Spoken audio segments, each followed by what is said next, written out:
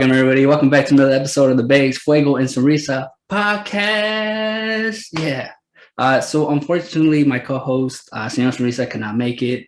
He had a family emergency, so we all hope for the best and sending cheers for him. Today, we have a special guest. We have a Bay Area native, an actor, and hey, he has his own podcast. Everybody, help me welcome Jim Jarrett to the podcast. Woo! Thank you. It's a pleasure. It's a pleasure, and congratulations on what it is you guys are doing. It's a wonderful service. It's a wonderful concept. So thank you for including me. Thank you. You do so much work in your field that it's just great to notice, to hear about. But yeah, just for the people who don't really know about you, Jim, would you mind giving a little background story? Sure. I grew up in the Bay Area. I grew up in Santa Rosa 3,000 years ago. I was a jock. I was very blessed at sports. That's what I thought I was going to do with my life. I never thought about acting. I never thought about theater. I was one of those, honestly, bratty kids in high school who was very blessed at sports, so very popular and wasn't, compassionate and open to the fact that there's, you're not better than anybody just because you excel at something at a young age. And so the theater geeks and the music, geeks, it just wasn't my world at all. And I don't say that with pride. I'm grateful to have gotten humbled as life went on. And again, of course, ironically, and then I'm an actor. But the evolution started late. Again, thought I was going to play professional baseball my whole life. It lasted less than a year.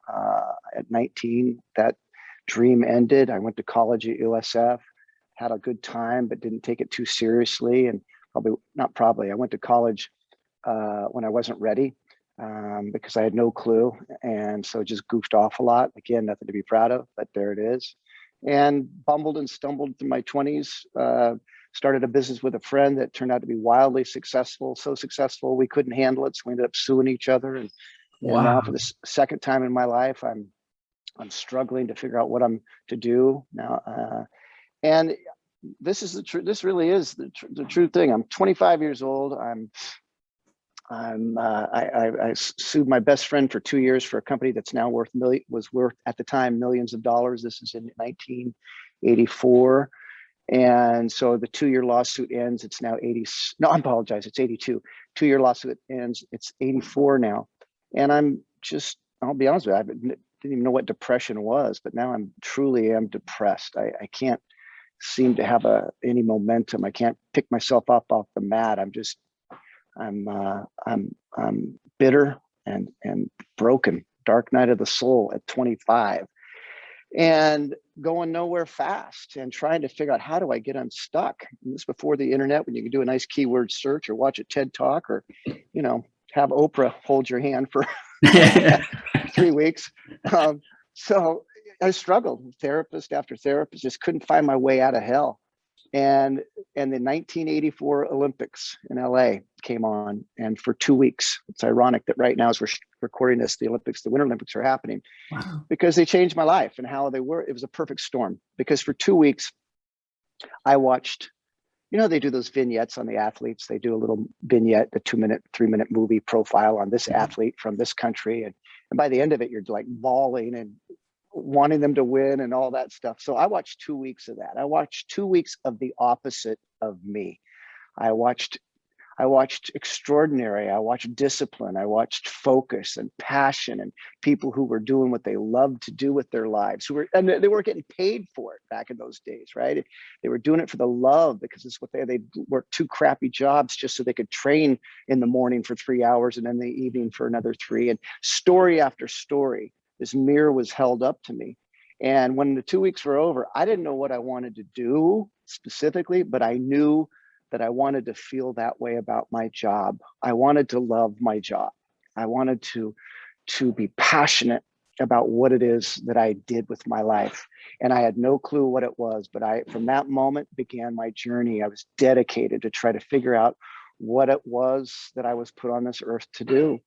the great poet Hugo Braun once said that when we're born, our life's purpose is placed in our heart, and our job is to figure out what that is. And boy, I agree with that completely. And so I began that journey, and it took me a couple years to figure it out. I thought about politics. I thought about preaching, not for the obvious reasons. It wasn't a religious deal. It's just my favorite part of church when the guy got up there and spoke from his heart and just said stuff.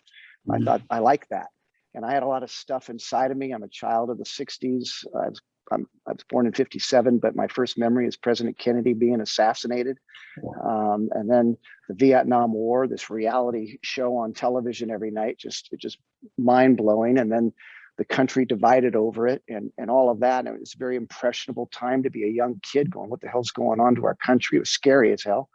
And then, of course, the Vietnam War escalating, and then Martin Luther King comes, this bright star, and someone kills him, and Robert Kennedy, and someone kills him. And then of course, Watergate finishes off the 60s and 70s or early 70s. And I'm just sharing all this because, man, I just was like, what the hell's going on? And I had a lot inside of me that I wanted to say about it and stuff. And I just didn't have an outlet for it. And I didn't know how to even begin to go about it. So that's why I thought about politics. I thought about preaching.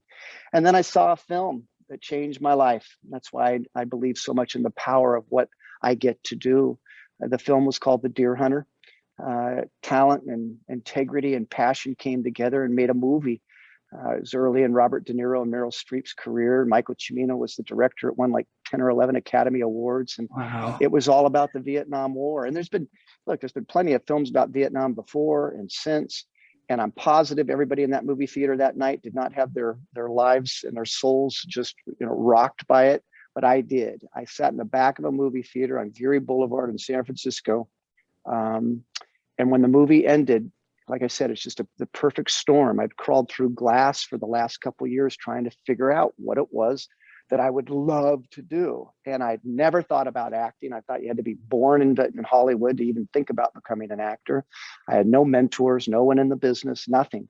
So when I had this moment, call it whatever you want, sometimes we can experience love at first sight or some kind of epiphany or knowing, call it whatever you want. I knew in a holy instant in the back of this theater that I was going to be an actor. I was going to be a filmmaker. This was going to be my pulpit. This was going to be my classroom, my chance to say stuff through movies and stories.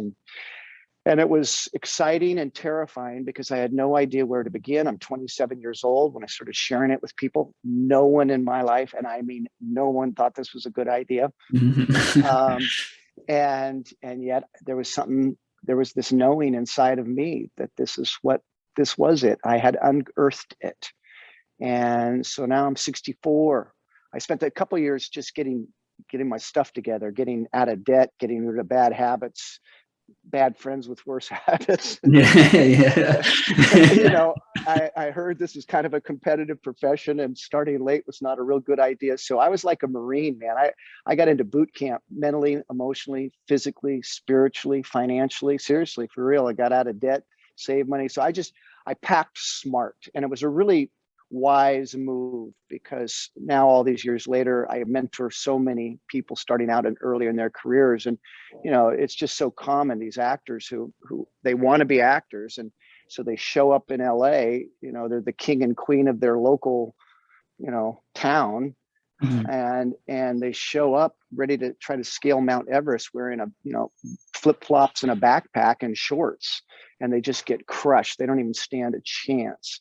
So I was lucky enough to be smart enough about business sense to spend the next couple of years, even though I knew what I wanted to do, to set the table and feather the bed and make sure my boat, that I'm showing up ready to begin this journey. And even then I wasn't ready. You couldn't possibly know how competitive and difficult this was going to be, but I had a pretty good idea, I thought. Anyway, so that was, like I said, so in March 22nd, 1987, I got on an airplane to New York and never looked back. I burned the boats or whatever they call it, sunk the bridges, whatever. And I'd never had a plan B. I was in with both feet. And that's now 35 years later. I have this blessed life of as an actor, a storyteller, filmmaker, acting teacher, producer, writer, director. Wow. This blessed life of doing what I love and what I'd always wanted, which was to love my job. And I absolutely love my job. Man, that's incredible. It's very it's awesome in the sense that you were able to get yourself out of negative cycles, right? In your first attempt when you were 25, getting out of a harsh business with your friend at the time, to watch the Olympics, watch a vignette, that creativity of telling a story got you out of one, brought you into finding like your purpose, figuring yourself out, wondering why you are here in the first place. Like you mentioned, all of this, everything you went through, all the wars, all the assassinations, as a young kid, as a teenager, sometimes you might think that's how life is. And is this all there is? Where there should be some type of happiness. And it's funny that the art is what brought you to where you are today. Watching a movie, all the great storytelling in it, the acting, that's amazing.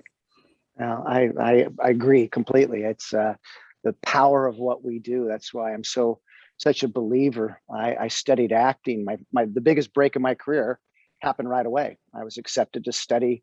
I wrote a letter to one of the most famous teachers on the planet at the time. His name was Sanford Meisner. This is the teacher of Bobby Duvall and Steve McQueen and John Boyd and Susan Sarandon and Joanne Woodward and John Cassavetes, and it just goes on and on and on. No teacher of acting influenced more careers. In fact, Sandy influenced more careers than all the top acting teachers combined. And yet he was really not a well-known person outside the world of acting. People have heard of Lee Strasberg and others who, they did a very good job. And it's not a criticism of promoting their brand back before that was even said. But Sandy wasn't like that at all. He was simple and a purist. But my real point is that I got to be with Einstein at the end of his life, basically. The greatest break of my career happened right away because I wrote a letter to this iconic teacher saying, look, I want to do this with all my heart and soul. I'm starting late and I need great. And I'm told you're great. And he was, for some reason, that letter did something to him because he had a 3-year wait list to study with him. Wow. And yet 2 weeks later, I was sitting in his office. He's holding my letter and he says, tell me why you really want to be an actor and don't bullshit me. Wow. He's 85 years old at this point. And honestly, I couldn't even get a word out of my mouth. I crawled through glass for this moment. I didn't even care if I studied with him. I thought having a meeting with Sanford Meisner 3 weeks into my dream, 3 weeks into moving to New York City, was like confirmation from the universe and my angels going, way to go. You're on the right track. I just thought it was, honestly, anyway, and that's probably a good thing because I wasn't nervous. I just was excited. But when he asked me that, I couldn't even answer him. It was such an emotionally charged moment. So much had gone into being in this moment that I just burst into tears. I honestly just got emotional. And as soon as I did, he turned to his assistant and said, put him in the class. And his assistant said, Sandy, that's impossible. We have a 3-year wait list. He goes, put him in the class. And my goodness, in that moment began my career, began my dream, and began my relationship with this artistic genius. Not only did I mentor under Sandy and go through his training, his 2-year professional private class, but when it was over, he asked me to carry on his teaching legacy. And then so I've emerged as his last teaching protege all these years later as well. And I made a promise to them. At first, I didn't want to teach. I just wanted to act. And he said, you'll have to teach. You'll have no choice. You care too much.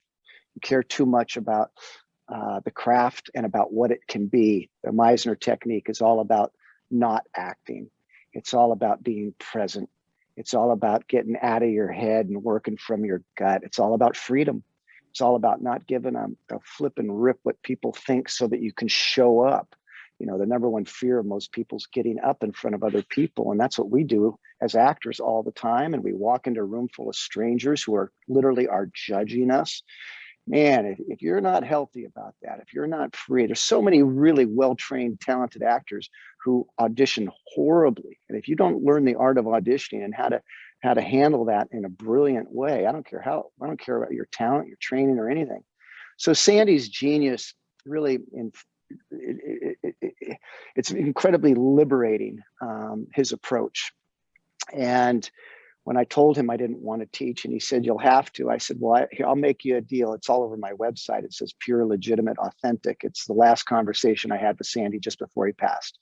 And I promised him that once my career as an actor was firmly solidified, that I would then establish a school in his name, and I would present his teachings as pure and legitimate, as authentic as possible." And so that's what we have here in San Francisco. The Meisner Technique Studio is dedicated to presenting to a new generation Sandy's, not only his brilliance in terms of his approach to the craft of acting, but his standards and his respect for the craft of acting. He actually believed that what we're doing was important, that it was a noble profession, that you could change people's lives forever. If your story was about something, if it stood for something, if it had something depth and soul, we need comedies and fluff and musicals, and we need all of it. But Sandy was all about he once said, "We're ambassadors on behalf of the human condition." You know, we as actors are willing in the course of one evening to go through the emotions in one night that a lot of people can't touch over the course of their entire lives.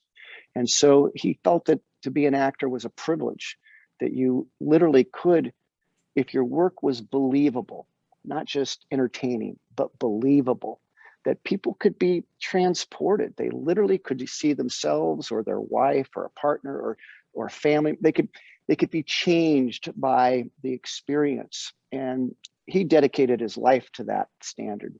And I came to him because my life had been changed by such an event, such a movie, such a piece of art. So I was in from day one, and he knew it.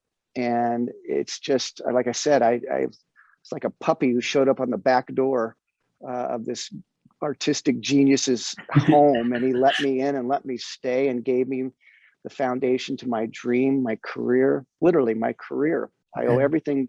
Granted, I've worked hard. I have.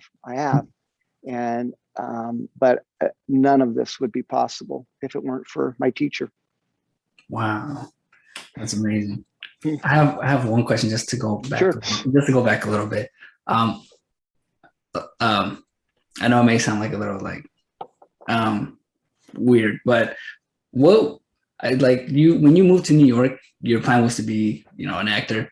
And when you wrote to Sandy, what was the inspiration behind it? Were you nervous? Were you thinking that letter was going to be the answer for you to get into that school? Like, what made you do it? Did you talk to friends? Like, what gave you the courage to write that letter? Mm-hmm. This is funny. So I gave you a bit of the cliff notes. I could go on and on, so I don't want to do that to you, or your audience. But so what happened was I'd moved to New York, and I began taking classes anywhere. There's a very famous school there called HB Studios. It's founded by a guy named Herbert Berghoff, who had long passed away, but his wife, Uta Hagen, is like this iconic teacher as well. And I was taking classes there, and I had the privilege of sitting in on Miss Hagen's classes. I was only less than 3 weeks there. I was sitting in on her classes, and it was incredible. It was intoxicating and exciting. And afterwards, a group of actors would go around the corner in this little pub and have a beer, and I'd be sitting there, and they kept talking about this great teacher named Sandy Meisner. I thought it was a woman at first. and finally they go, no, and they explained what his technique was about, but they, it's hearsay, it's that telephone game. It keeps getting diluted. Mm-hmm. And then ironically, my sister, who I'm living in she has an apartment in New York. She is on a flight back from Washington, D.C. to New York. She sits next to an actor. His name is Bill Curry. And Bill had just finished studying with Sandy. He's one of the top models in the country at the time, really great looking guy. And he's starting to work as an actor. And she tells him my story. And he says, "I'm having a party. You guys should come." So anyway, we go to his house a few days later. And he was gracious enough to talk to me. And I told him my story. I told him a much more in-depth version of what I've shared with you about what I've gone through to this moment and why I want to be an actor. And when I finished, he goes, look, I don't say this to too many people. My friends all want to study with Sandy. And I tell them no, because I know they don't want it bad enough, and they don't have their stuff together enough to be a student of his, because he's incredibly demanding. And he goes, but I can tell you're incredibly passionate and ready for this. So you should try to study with my teacher. And I said, okay. And he goes, you can use my name, but it's not going to do you any good. There's a huge wait list, but someday try to study with him. I said, okay. So that very next day, I called the neighborhood playhouse, which is where Sandy taught for over a half century. And I said, hello, I'd like to speak with Sanford Meisner, please. And they said, in regards to what? I said, I'd like to study with them.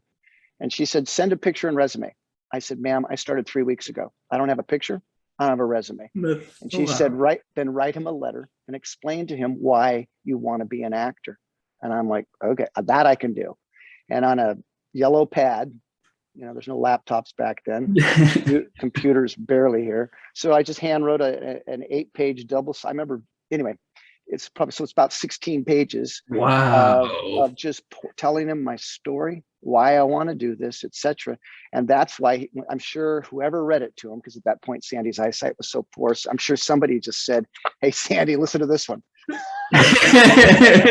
You're gonna like this one. Yeah. And I'm positive what happened is Sandy said, bring him in. Wow. Bring him in. It's funny, after all these years now, I've been teaching now for over 30 years myself. I have people that reach out from around the world now to study with me. Wow. We have this beautiful wait list to study with us as well. It's not as extensive as Sandy's, but it's growing. And again, I say that with all the gratitude in the world. So what we've done and what we're dedicated to, and the purity of Sandy's teachings is in demand, and so are we. And so I just know it's just so ironic, the full circleness of this, because I just interviewed somebody the other day with a fairly similar situation where they just basically said, I will do anything. And I'm not looking for blind allegiance. It's not like some, anything like that. It's just, you're trying to find people that care, that and are ready to do something about it, And so all these years later, I understand more than ever why this exchange between Sandy and I, this old teacher, this great master about to be done, really, because he's going to pass in a few years. And here comes one more person through that door. And believe me, I was one of many over his 50+ year teaching cycle that had this same degree of commitment and passion, etc. But, again, that it happened at the end of his life for both of us, I think was a gift for him, honestly, and obviously for me. Man, that's amazing. It was like a passing of the baton moment. And what's more amazing is that you actually stood by your words and said that you are going to teach. You are going to teach his teachings, and you stuck with it this whole time. And look at now, man, that's amazing. Yeah, it's funny. I never thought that I would enjoy teaching as much as acting. I love acting. I still love several shows that tour. Pre-COVID, anyway. But as this school here in the city's been here now for about 16 years, and I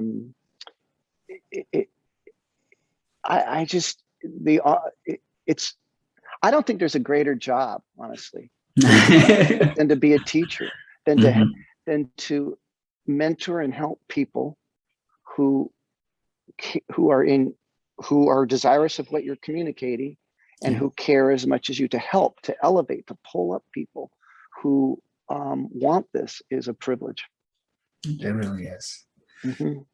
All right, Jim, I have a question for you. What advice would you give somebody just starting acting here in the Bay Area?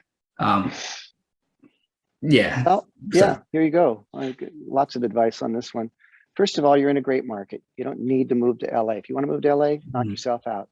But like I said earlier at the start of this, don't be typical, please. There's a plane landing right now in Hollywood, packed full of people, day one of their dream of being an actor. And last night there was a going away party in Texas and Florida and Italy, wherever, saying, good luck, you're gonna be a big star. And they get on an airplane and they show up and they're all wide-eyed and excited. And hey, man, and go ahead and do it. but your odds of being able to sustain, unless a break happens quickly, are minimal. You need to have a lot of money saved, expensive. You need to ideally have no debt and a car that runs. Let's just start with that. Oh, okay. So if you're starting out in the Bay Area, just realize that you're in a beautiful market to get training, whether with us or whomever. Just to begin taking classes. Our school's not an acting class or a workshop or an improv class. There's nothing wrong with those. They're great. You can take a 6 to 8 week course and learn a few things and keep moving it forward and go audition and realize you might have some problems. It's like, I liken it a lot to a lot of actors starting out. They're going, okay, I'm going to fly to the moon, but I'm going to build the spaceship along the way.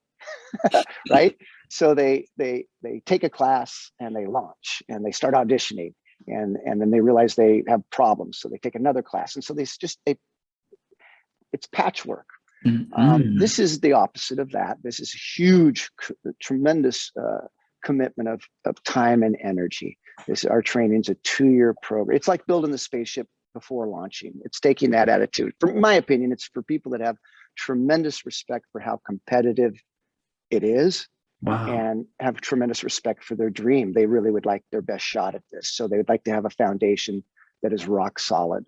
And so, but again, some people don't want to do that. No problem. There's no right way. Figure it out for yourself. But your question is, what is my advice? My advice is, look, man, don't be in a hurry to get to LA. Pack smart, save a bunch of money, get out of debt, get a car that works, cut your teeth here in the Bay Area. It's the #2 commercial market in the United States. It's coming back. There's lots of opportunities with all the industrials because of all the tech companies, with all the animation studios and voiceover work and all the commercials. There's a lot of opportunities here. It's the minor leagues. There's no doubt about it. It's not, the bigs. The bigs is absolutely Hollywood and New York. There's no doubt about it. But you're going to play with the bigs here. By that, directors, production companies, opportunities, casting directors. These people are incredibly gifted and skilled at what they do, and you can learn a tremendous amount before going down there. I would strongly recommend taking the approach I took, which is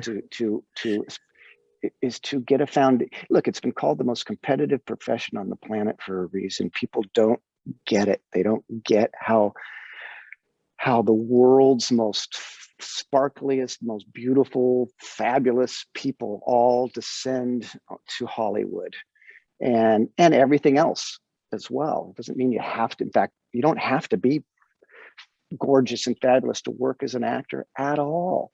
But wow. it's because of people are so seduced by fame and money and social media influencers, and everyone thinks, well, hell, I can do it, right? So it's more about that. It's not about the craft of acting. It's not about being an actor and a storyteller for a lot of people. And to thine own self be true. No problem. You want to be a social media influencer and do that, and terrific, good. Know why you're doing it. Sandy used to say the most important question you'll ever ask yourself is, why do you want to be an actor? So many people want it because they were in a play in high school and it was like the greatest night of their life. The place was packed. Everyone clapped and laughed. They got flowers and pictures afterwards. I mean, it was like a freaking drug. And again, that doesn't have to be a bad thing. It can lead to the purity of it. But if you're chasing it, there's a archetype, a stereotype that actors are just starved for attention. It comes from that type of dynamic, or they just want to get famous to say to everybody, see, I told you I was special. I can make it. So there's a lot of ego involved. And again, back to my teacher, he used to say, get your ego out of your art. Again, I'm not for everybody, nor was Sandy. This training's not for everybody, nor was Sandy. He was like I said, he was a purist. He once said being an actor was never supposed to be about fame and money. That's new till recently. And he was talking, in the last, 30, 40 years, until recently, being an actor was actually a religious calling, because a serious actor actually took a vow of poverty upon entering the profession. But it was worth it if you could work on material that stood for something, because there was just nothing like expressing. There was nothing like the magic of pretending well and falling into these worlds. It's not for everybody, and it's hard to describe, but boy, if it's for you, you know what I'm talking about. It's just, to be an actor, I mean, I just think it's the most amazing art form. We're the instrument, we're the piano, you know, not better than anybody else, I mean, or any other art form. I just, if acting is for you, you know what I'm talking about. Yeah. So anyway, back to your question, I'm sorry, which is the advice. I just would say, pack smart, man. Don't be typical. The road to hell is paved with good intentions, right? Talk is cheap. People's, I'm going to do this, here I go, but they don't have their stuff together, and they get crushed because they don't have the mental toughness, the resiliency, the daily work ethic, and mental, emotional daily game plan to stay healthy and on course. It's man, back to my point, being called the most competitive profession. If you're trying to sail across this ocean called almost impossible, your boat better be rock solid. And that boat is what you can build in the Bay Area. You know, they don't want to show up in a little dingy life raft with leaky holes in it, man. You want to set the table well. So that would be my advice. Wow, that's powerful and very respectful. I can hear the passion in your voice as you're speaking about your art, about the art, about acting, right? The art of acting, the discipline it takes, the hard work it takes, not just because normally like how you mentioned just social media, how everybody sees like the fame, the status, and they can say, I can do it. And when you ask somebody like, why would you want to be actor? Like, oh, because I can have a whole bunch of money. And it's like the intention behind it is already like, it's not sufficient. It's going to fail right away. Well, look, to thine own self be true. You know, I spent enough time in LA, and when I go down there a lot still to this day. I'm blessed to be represented by one of the top agencies in the world, William Morris. And so when I go down there for meetings, for ideas or shows that we're working on, et cetera, you know, you're in Beverly Hills, you're on the 50-yard line of Hollywood. Let's just put it that way. And you can just feel it all, the good, the bad, and the ugly. Right? It's the good is you're just surrounded by dreamers, by people that are also incredibly passionate, filmmakers, musicians, editors, writers, directors, everyone to just, right? But there's also just so much narcissistic ego as well. People just preening and all attitude and all about, it's just dripping with ego. But it doesn't have, look, I guess what I'm trying to say is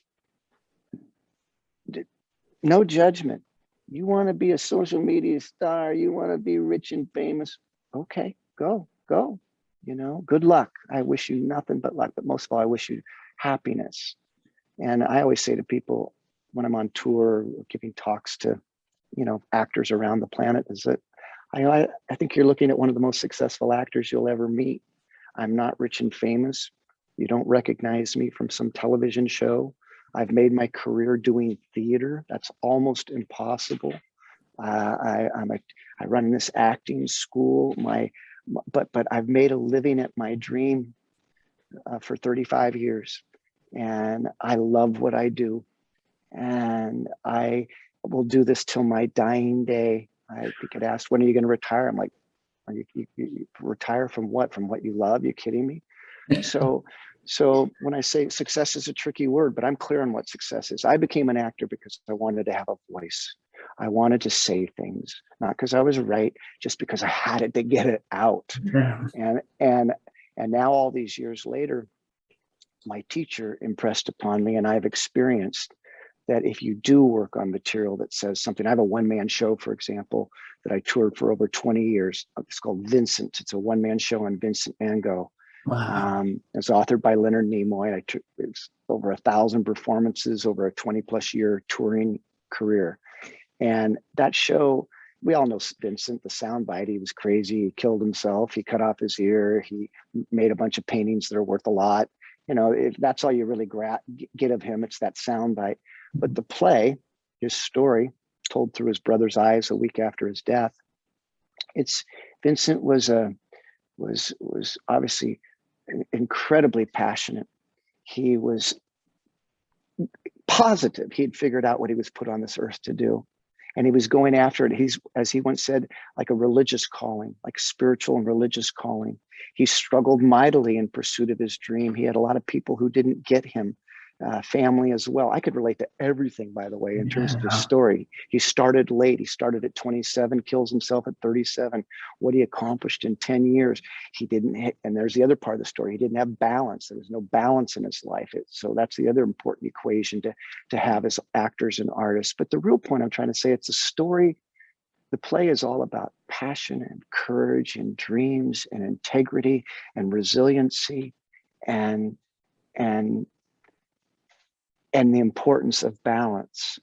And so when I do this show, I've had literally over 250,000 people in a 20-year period have seen this evening of theater, and the privilege of the feedback that I've received.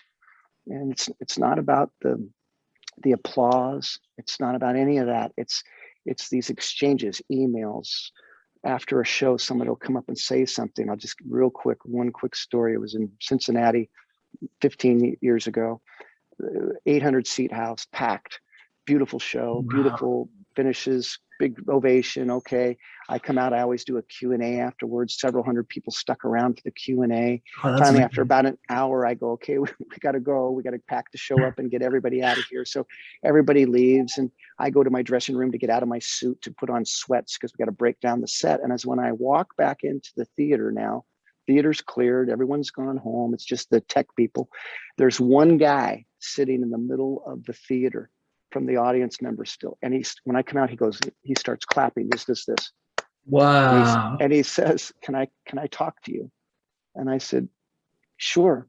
And he comes all the way down to the center of the stage, and I bend down and I introduce myself, and he says the following. He goes, his name was Tom. I can't remember his last name. He goes, my wife made me come tonight. I did not want to come. My brother committed suicide 6 months ago. The last thing in the world I wanted to do was come to a play about a guy who killed himself. So I came here kicking and screaming. Makes me cry. Why this brings up emotion for me is this moment is why I became an actor. This exact moment. It's the purity of my dream and my purpose in life. Because he said, and now because of your show, because of this story, I have so much compassion for my brother now.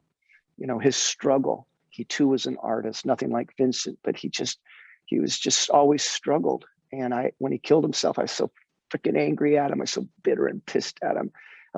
This is a beautiful teaching about suicide, is you take away your pain, but you give it to everybody else. Yeah. And that's basically what he was saying. He goes, my brother just ruined our family because of his selfishness.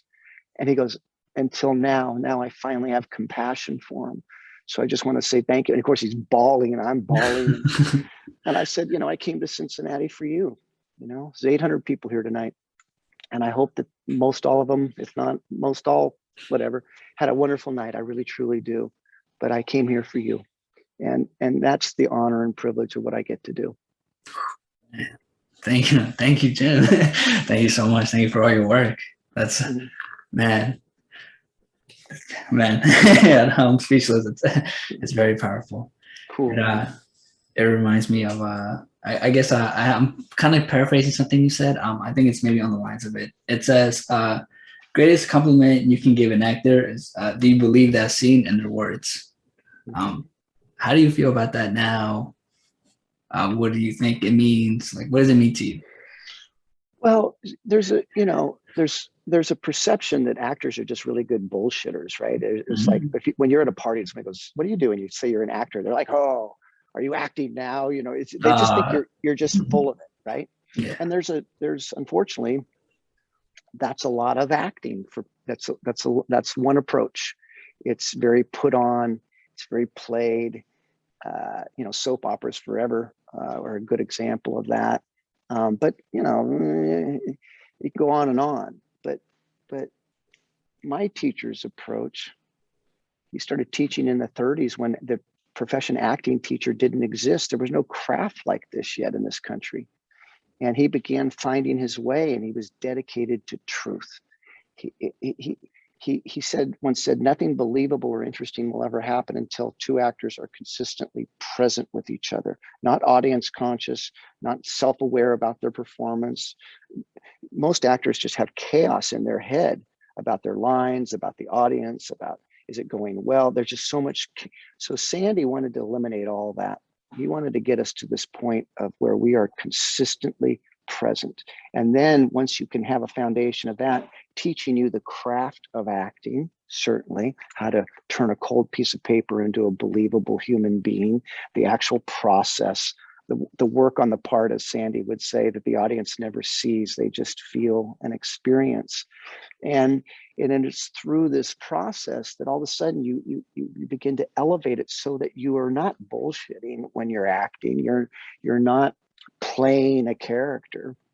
You've earned it, and you're present, and you're in this magical place where, for lack of a better phrase, just nothing else going on. This is my world. And it's not some unhealthy thing. When the work's done, it's not like you're in some cuckoo comatose state that's so much bad method acting has out there, where people just, literally lose themselves in a role or part. It should never be like that. And I mean, ever, ever, ever, ever, ever. It's all make believe, as Sandy would say. It's a play. But we want to play like little kids. That's the whole goal, is to be able to have this developed imagination so that you can fall into this world and then combine that with the foundation of being present and craft. You now elevate this piece of paper into a believable human being. So I'm dedicated to truth. That's what Sandy was all about. That's what his training's all about, is we don't act, we don't push, we don't fake, we don't play the emotion. We teach you how to earn it all, and then just leave yourself alone and trust that you're enough, and what you have going on is enough, and to not be self-conscious and audience conscious and just free. It's incredibly liberating. It's all about authenticity. The Meisner technique's all about falling into knowing that you're enough, and whatever you got going on is better than anything you could ever act. Yeah, I totally understand now. I do, like, that is a stereotype when it comes to acting. Like, oh, he's just faking it, or like how you mentioned, they try to tease you or play around, or come with the, oh, are you acting right now? Are you playing around right now? And it's kind of it's not thinking about it like the way you explained it. It's a little disrespectful, especially for someone who really cares about their craft, cares about their work. So, man, that's powerful. I guess I'm going to be shifting gears a little bit. You teach now acting, right? You teach people who want to get into acting. You have your school going. Was your podcast and align with that philosophy as well of teaching? But yeah, the podcast came about because so many actors in the Bay Area. If you move to Hollywood, it's an industry town, man. Hollywood and the machine of Hollywood, it's been going on for decades now, right? And if you were to leave, it doesn't care. And if you show up, you just try to hop on the carousel, away it goes. Up here in the Bay Area, it's not an industry town. The Film Commission over the years has struggled mightily, because basically they don't really want films here because it plugs up the streets and they don't need the money. And for all kinds of reasons, it's just never been heavily promoted. So consequently, people think that they can't make a living here. Actors can't make a living here because there's not a lot of the machine in place here, and there's not. So if you want to live here, if you want to make a living here as an actor, you better understand clearly you're president of your dream, man. You are director of marketing, national sales manager, cheerleader, and the talent. And you've got to be incredibly good at the marketing and the promoting, which most actors or artists are horrible at. Most artists are horrible at the business of their art. And this is something that we teach beyond just the Meisner technique. It's something that we spend a tremendous amount of time teaching our students, because we don't want them to be typical actors. Typical meaning just waiting for a crumb to fall. waiting for a break for their agent to call. We want them to create those crumbs, create those breaks. Excuse me. And so if you're living in the Bay Area, you better be proactive, man. You better know where every production company is, and they better know about you. And I don't care what they make. I don't care if it's commercials, industrials, web series, whatever it might be, right? And the top casting directors better know who you are as well. And you better, at some point secure great representation. All that's wonderful. Those are just teammates, but you're the bus driver of your dream. You are it, man. And you better own that. You better be clear that because in the Bay Area there's pockets of talent all over the place. Yeah. They're isolated. They're not a cohesive community. They've moved up from LA.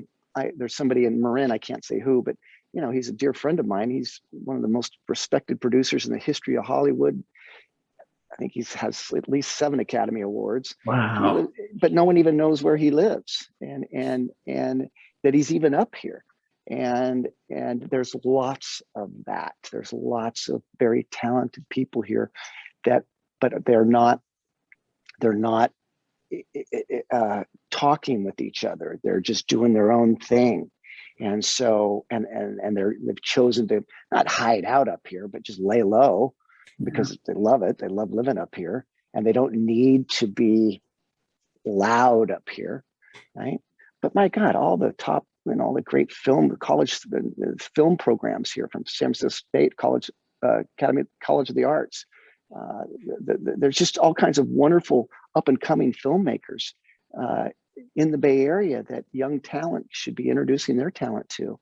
And so I started the podcast, I started it to try to begin to educate and elevate the Bay Area actor. I would hear a lot from casting people that a lot of the actors in the Bay Area didn't get it. They didn't have respect for that there's a real craft to this. So they would come in and audition, and their auditions would be horrible, and they didn't even have, from just the basics, a real quality headshot and resume, etc. Again, that's generalization. There's plenty that do and plenty that did, but I'd hear this a lot. So, and then the other thing was I wanted to combat was people thinking that they had to just, if they wanted to be an actor, they just had to launch and go to LA. So we tried to reach out to some of the top players in the Bay Area, from casting directors and agents and directors and of film and theater and headshot photographers and just any actors as well, and just have them tell their story. Tell us about, how if you were an actor, how would you do it? So the podcast is called The Bay Area Actor. We were doing, I don't even know how many episodes we got up to, but we took a hiatus during COVID because so much transition happened as we moved into our new space, which we were in this beautiful space in Fort Mason on the upper campus. It's this historic chapel. It's just my acting school's in a church. Sandy would be very happy about that. I can tell you that. Wow. Nice. One more question on the lines of that. How can somebody stand out? I know you mentioned working hard, staying with the craft, making breaks for yourself, making short video or, short movies, short clips, maybe posting on social media. But what else can they do to stand out? What are casting directors? What are they looking for that right away they can tell? Freedom. The most, when you don't know what you're doing, you're nervous. Mm-hmm. And you choke your talent. And when you know what you're doing, our people leave our school incredibly confident, not arrogant, but elite. Their foundation is solid. They know how to work. They don't need me. They don't feel like they can't do the work without me. And so when they walk into a room, they take it over with freedom and a confidence. That's all charisma is. Charisma is just freedom. Charisma is, I'm enough. I warts and all, I'm enough. And when you can walk into a room without nerves, when you can walk into a room and not care what anyone thinks, and I don't mean, again, some bratty narcissistic way. I just mean when it comes time to do my art, all I care about is being free. If you want to pick me, terrific. You don't, it's not a personal indictment on me. Most actors, their entire self-worth is tied to getting this job. If they get it, I'm good. If they don't, they go into a funk and they're in this manic roller coaster, right? Whereas, so to answer your question, what's that thing that you can that casting directors are looking for? Again, yes, you need a great headshot to get through the door. It's got to pop. You've got to be able to have training, because to be able to handle the art of auditioning, it's its own deal. But once you book the job, you got to know what the hell you're doing too, right? So all of these things, but let's just say everything being equal, and you got two actors walking in, they got great headshots, they got a decent resume at this point, they have solid training, both of them. But if one is going in there to try to book the job and put pressure on it, and the other one's like, again, just grateful to be there, excited to spend another day doing their dream, get a chance to swing the bat doing what they love, one's going to be tense and one's going to be free. And the casting directors smell that the second you walk in that room. Wow. Thank you. That freedom. That's very inspiring. We don't really think about them. Like, we don't think about that word, freedom, how you get authentic charisma. Wow. You're teaching me a lot, Jim. Thank you. Well, it's all my teacher. That's the beauty of this, of what Sandy taught us all, that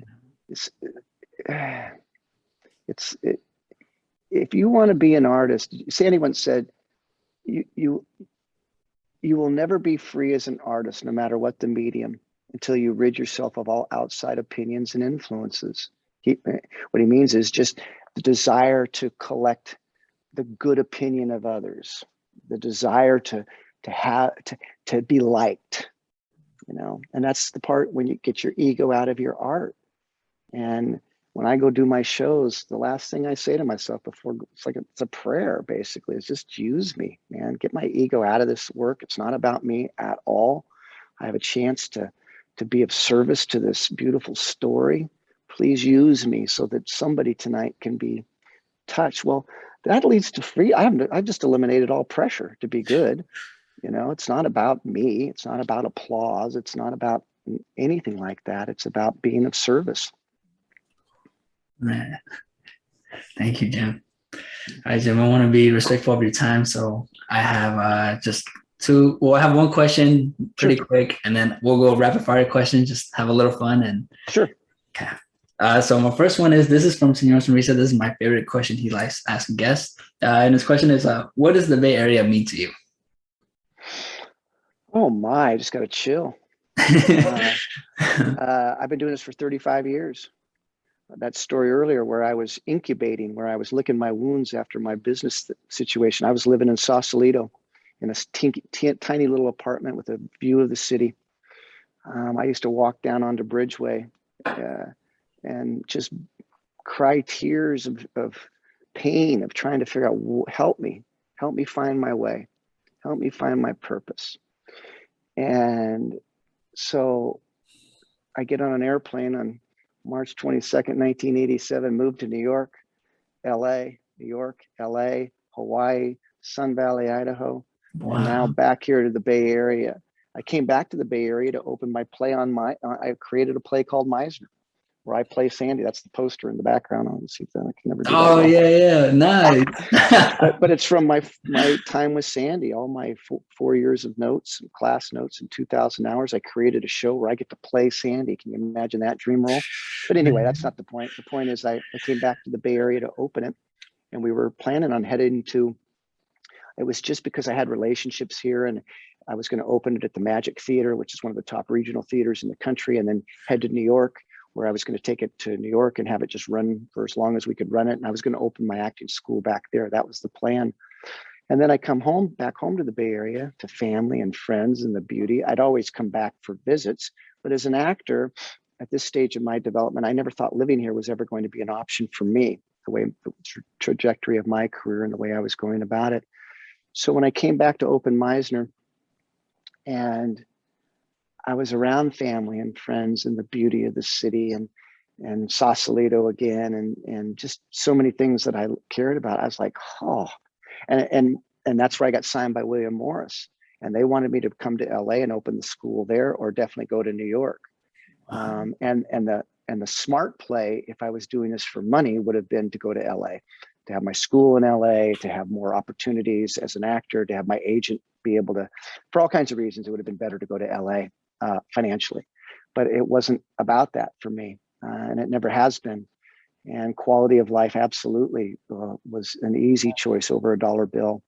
And so what the Bay Area means to me is that when I left here 35 years ago, I never thought I would be able to come home and make a living here, in spite of what I said a minute ago about you could eventually. I didn't know all that way back then. I thought once I left, that was it. I would just come back for visits. So when I returned 16 years ago and opened Meisner and just made the choice to open my school here, this is where I chose to plant the flag in the ground for that promise to Sandy. I've never looked back, and I'm so incredibly grateful to the Bay Area, to the beauty that it is, and to helping, again, as I said earlier, this next generation of actors in the Bay Area and around the planet, but we mostly draw from the Bay Area, right? To help them realize that, you know, you can get world-class training without having to move to LA or New York. It's right here. And to be of service to those that are ready and desirous of that is a real honor and privilege too. So Bay Area is home. Yeah. Well said, John. Well said. Man. The Bay Area is too amazing. Okay. I'm gonna go in with the rapid fire questions. I love rapid fire. Let's go. These are just 5 simple ones, okay? Okay, number 1, favorite color. Blue. Ooh, favorite number. 11. Okay. Ooh, 11. Okay, this one's a this one's a little twist. Favorite wrestler growing up. Favorite wrestler. I got to tell you, I wasn't a wrestling dude at all, but years ago, his name was Sergeant Slaughter. Oh yeah. Here's a true story. It's crazy. I'm living in New York. My sister's married to this guy who was a big football player at University of Minnesota as a quarterback, and his offensive lineman dude was Sergeant Slaughter. His name was Bob something. I can't remember. Wow. Anyway, I don't even know who this dude is. We're at this party in Connecticut, and this camouflage limo pulls up, and out steps Sergeant Slaughter, and all the kids in the neighborhood go nuts. I'm like, who in the hell is that? And they go, that's my buddy from college. That's, you know. So anyway, so I'll say him. He's the only one I really know. Yeah, that's a great one. Thanks for the story. Sergeant Slaughter, that's cool. I think his name's Bob Ramus, but maybe that's just coming out of nowhere. Anyway. Favorite location in the Bay. Favorite. It can be any. Geez, where my school is. Where my school is. We're on the upper campus of Fort Mason. The view of the bridge is probably the best view in the city, of the bay and the bridge in Sausalito. And I get to look back to the exact spot where I used to sit 35 years ago when this all started. So there it is. That's easy. Wow. Thank you. Okay. And favorite Bay Area artist?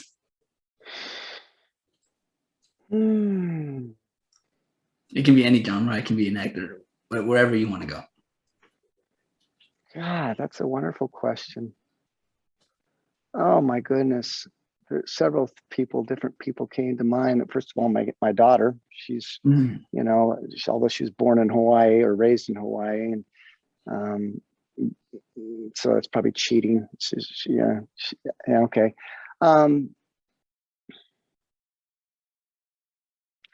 It's a wonderful question. Yeah. I'm thinking of agents and casting directors and actors, but honestly, this is going to sound cheesy, but I really do mean it.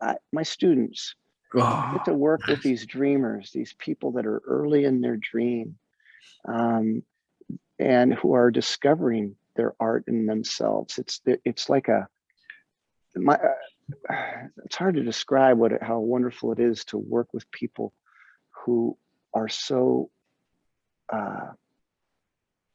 passionate about expressing. And so I'll go with that. My students. Okay, Jim. Last question. This is definitely the last question, but thank you. Thank you, honestly, for all your time. If anybody wanted to contact you via social media or get in contact by your school, where can they find you?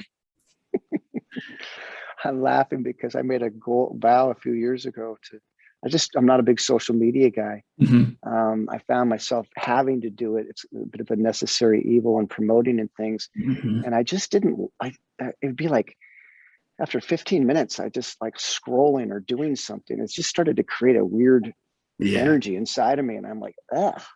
So I don't really have a social media presence at all. If you wanted to get a hold of us, it's the MeisnerTechniqueStudio.com. That would be the best way, whether just to reach out if you had a question or a comment. I'm happy to. I have a lot of free content on my site for actors, to the podcast and newsletters and things. I'm not selling anything. It's just a chance to try to help in some way. So there's a lot of good, wonderful stuff. But of course, if anyone's interested in scheduling an interview to possibly study with us, that's all there too. So the MeisnerTechniqueStudio.com is my one and only way to go.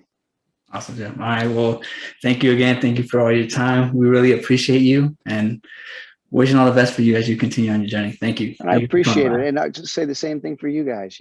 Congratulations on your vision. You're making the world better. And that's huge. So thank you as well. Thank you, Jim. We appreciate it. All right. Have a blessed day. You too. Thank you, everyone.